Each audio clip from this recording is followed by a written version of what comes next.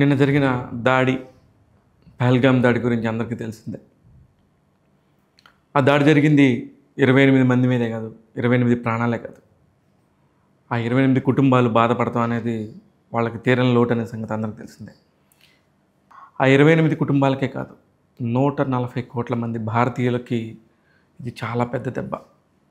ఎందుకంటే ఎక్కడో కాశ్మీర్ లోయ అనుకొని మనందరం ఇక్కడ ఇది కాశ్మీర్ మనది అనుకుంటూ గుండెలు బాదుకుంటూ ఎంతోమంది లక్షల మంది జవాన్లు మన కోసం పోరాడుతూ కాశ్మీర్ లోయల్లోనూ బోర్డర్స్లోనూ ఎంతో గస్తీలు తిరుగుతూ మన వాళ్ళందరి ప్రాణాలను కాపాడుతూ ఉంటే అదే దుస్తుల్లో వచ్చి అలాంటి కమాండర్ దుస్తుల్లోనే వచ్చి ఒక విచక్షణారహితంగా దొరికిన వాళ్ళని దొరికినట్టు తత్తి దగ్గర నుంచి కాల్చి చంపటం అనేది చాలా దారుణం. అందరి ఐడీలు చూసి ఎస్పెషల్లీ మగవాళ్ళవి అయితే తీసుకొని వాళ్ళ ఐడీలు చూసి వాళ్ళ దగ్గర నుంచి కాల్చి చంపటం అనేది అది ఎంతకంటే కిరాతకమైన చర్య ఏది ఉండదు. అసలు మనిషి జన్మ పుట్టిన వాళ్ళు ఎవరన్నా ఇలా చేస్తారా? అది ఏ కులమైనా అయి ఉండొచ్చు, ఏ మతమైనా అయి ఉండొచ్చు, ఏ దేశమైనా అయి ఉండొచ్చు, ఏ ప్రాంతమైనా అయి ఉండొచ్చు. ఒక మనిషిని చంపే హక్కు ఎవరికి ఉంది? ఒక మనిషి ప్రాణాలు తీసే దారుణం ఎవరు చేయగలరు? వాళ్ళు మనిషి పుట్టిన వాళ్ళు అయితే అలా చేస్తారా? ఇకపోతే 2000 సంవత్సరంలో కూడా ఇలాంటి సంఘటన ఒకటి జరిగింది అనంతనాగ్ జిల్లాలో. ఆ రోజున కేవలం సిక్కి సంబంధించిన వాళ్ళని మాత్రమే పిలిచి పోలీస్ దుస్తుల్లో, అంటే అప్పటి దుస్తుల్లో వచ్చి, మిలిటరీ దుస్తుల్లో వచ్చి వాళ్ళందరినీ చంపేసి వాళ్ళు భారతీయులే అన్నట్టుగా చిత్రీకరించే ప్రయత్నం చేశారు. తర్వాత ఈ దాడి ఎవరు చేశారని చెప్పేసి భద్రతా బలగాలు పట్టుకుంటే అప్పుడు ఇదే ముష్కర్లు చేశారు, ఉగ్రదాడి. లష్కరే తోయిబా అనగానే పాక్ సైనికులకి సహకరించే ఒక ఉగ్రవాద సంస్థ. ఆ ఉగ్రవాద సంస్థ సంబంధించిన వాళ్ళే ఇప్పుడు పిఆర్టీ అనే టీము, టీఆర్పీ అనే ఒక సంస్థ, ది రెసిస్టెన్స్ ఫోర్స్ ఈ సంస్థ పేరు. ఈ ఉగ్రవాదులే, ఇందులో నుంచి వచ్చిన ముష్కరులే ఇంతమందిని పొట్టన పెట్టుకున్నారు.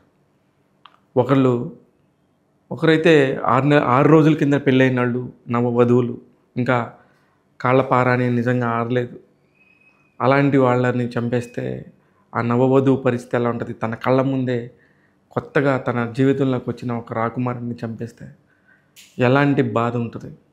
2 నెలల క్రితం చనిపోయిన హర్యానా నుంచి పెళ్లి చేసుకున్న జంట ఒకటి, అలాగే ఒరిస్సా నుంచి, కేరళ నుంచి. ఇప్పుడు నేను ఎన్ని స్టేట్స్ ఎందుకు చెప్తానంటే, భారతదేశం అంతటా కూడా కాశ్మీర్ వెళ్ళి ఎండాకాలంలో అక్కడ తరివి తీరాలని కోరుకుంటుంది. అందరూ కూడా వెళ్తారు, బూతుల స్వర్గంలా ఉంటుంది.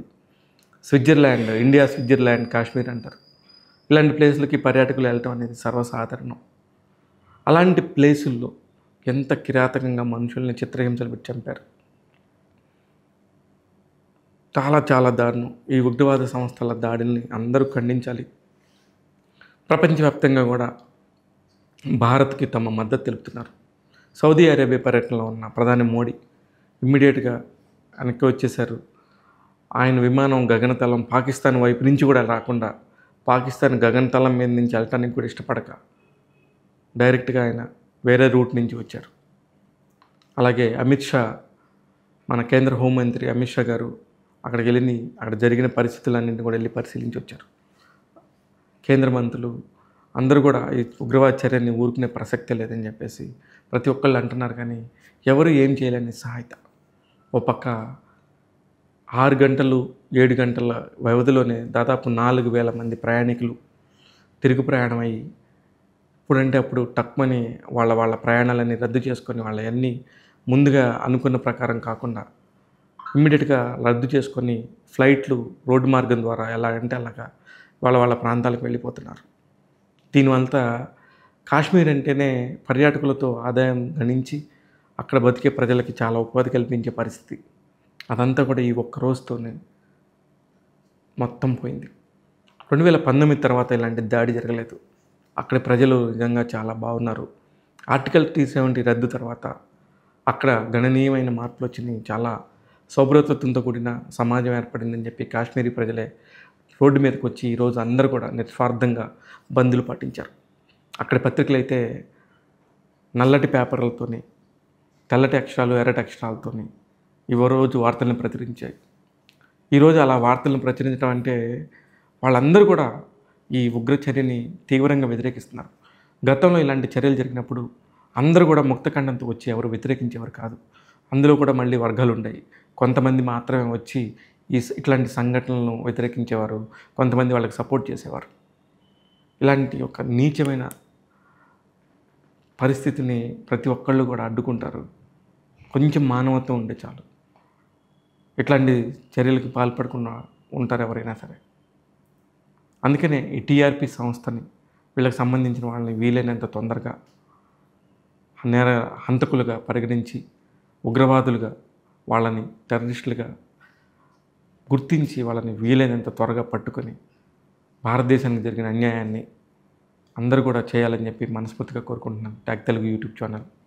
అలాగే గతంలో కూడా మీరు గమనిస్తే క్లింటన్ 2000 సంవత్సరంలో అప్పటి అమెరికా అధ్యక్షుడు క్లింటన్ గారు ఆ ఢిల్లీలో పర్యటనలో ఉన్నప్పుడు ఇలాంటి ఒక ఉగ్రదాడి జరిగింది. మళ్ళీ 2025లో కాశ్మీర్లో ఇలాంటి ఉగ్రదాడి జరిగితే ఎంతమంది 28 మంది ప్రాణాలే కాదు ఇక్కడ ముఖ్యం. వాళ్ళు ఎంత కిరాతకంగా ఉన్నారు, ఎంత అంటే మనుషులే కాదు అసలుకి. ఇంకా వాళ్ళు మనుషులని చెప్పుకోవడానికి కూడా సిగ్గుపడాలి. అది ఎవరైనా కూడా, ఏ సమాజం వాళ్ళైనా కూడా. ఇట్లాంటి చర్యలు, ఇట్లాంటి దుశ్చర్యలు జరగటం వల్ల ఇప్పుడు కాశ్మీరీలు రోడ్డున పడతారు. వాళ్ళకి వచ్చే ఆదాయం అంతా ఈ యొక్క ప్రయాణికుల వల్ల, వీటి వల్లే వస్తుంది. అలాంటివన్నీ కూడా కోల్పోతారు. ఇప్పుడు వాళ్ళందరి పరిస్థితి ఏంటని చెప్పేసి కాశ్మీరీలందరూ కూడా వచ్చి రోడ్డు మీద నించొని మాట్లాడుతున్నారు. ఇకపోతే హైదరాబాద్ వాళ్ళు కానీ, తెలుగు వాళ్ళు కానీ చాలామంది కూడా ఈ ప్రమాదంలో ఉన్నారు. దేశాలు చాలామంది కూడా ఈ ఉగ్రదాడి నుంచి తప్పించుకున్న వాళ్ళు ఉన్నారు. కేరళకు సంబంధించిన న్యాయమూర్తులు, ఎమ్మెల్యేలు కూడా పర్యటనలో ఉన్నారు. అందరూ కూడా సమ్మర్ వెకేషన్కి సంబంధించి కాశ్మీర్కి వెళ్ళటం అనేది చాలా సర్వసాధారణం. ఎంతో వ్యయప్రయాసాలు కూర్చి అక్కడికి వెళ్ళి ఇలాంటి చావు దక్కటం అనేది ఇలాంటి చావు రావటం అనేది నిజంగా దారుణం. ఇలాంటి దారుణాలు ఇంకెప్పుడు జరగకుండా ఉండాలని నిజంగా భగవంతుని కోరుకుంటూ ట్యాగ్ తెలుగు ఈ వీడియోని మీకు అందిస్తుంది. చూస్తూనే ఉండండి. ఇలాంటి అనేక విషయాల్ని ఎప్పటికప్పుడు మీ ముందు ఉంచుతాను. నేను మీ శివ మల్లాల.